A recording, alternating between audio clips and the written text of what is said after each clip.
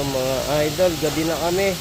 Bali, eto, nagpapalit kami ng transmission fluid ng Montero Gen 3. Ayan o, ang gamit ng bus is bonus. Hindi, joke lang. Galing po sa kasa to, binili ni idol.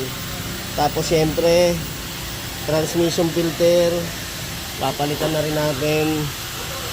Yun. Tapos ito na nga yung pinaka ating oil pan ng transmission ng Gen 3. Ayan o. Lilinisin na lang po natin ng mga idol.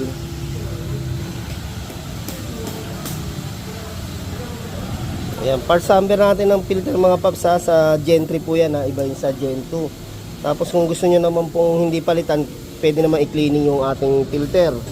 Ayan, basta 40 to 50 mga paps, kailangan mapalitan natin yung ating transmission fluid.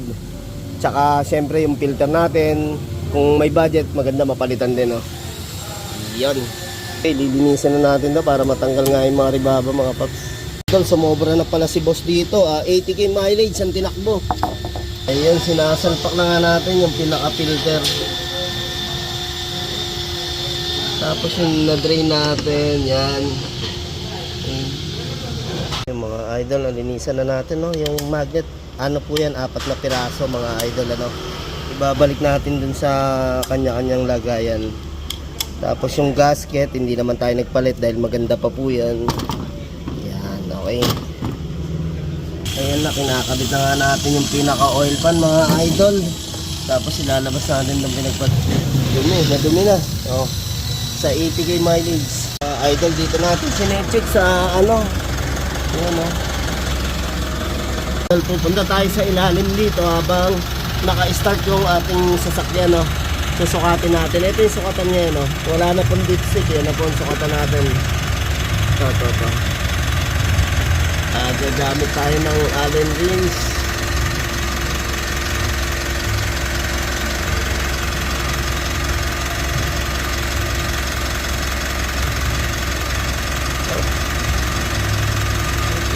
Yun. Okay na yun mga idol, basta tumulo na ganon, sakto na sa level yan. Kasi pag wala, kulang. Pag sobrang dami, sobra naman. Okay, higpitan na natin.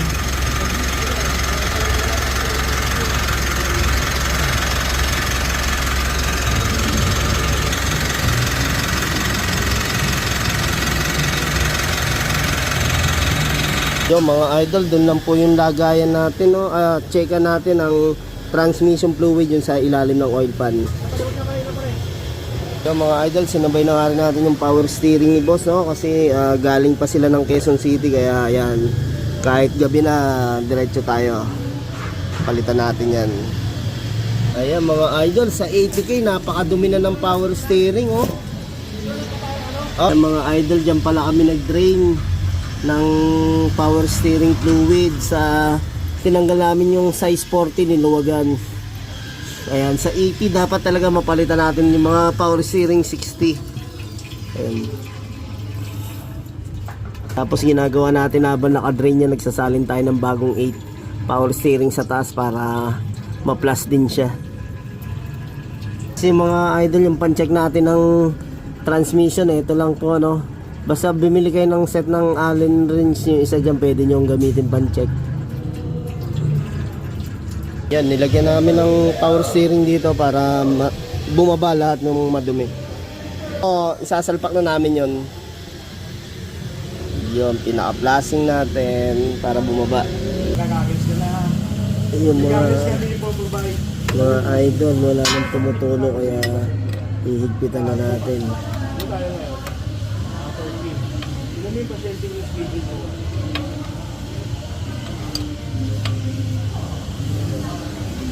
Number 9 and number 8. Take off, yun yung mga or use right side.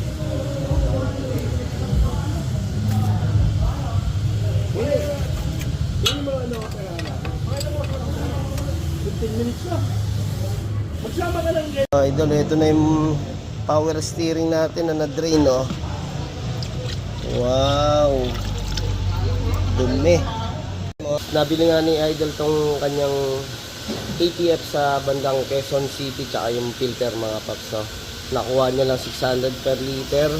Tapos yung transmission filter mga paps, nasa 1,850 lang, original na. Ayun. Kaya napakaganda nung sasakyan ng takbo ni boss. Tapos syempre yung sinasalino natin dyan sa transmission, yung nasa left side na size 24 lang mga idol. No? Ayan, okay.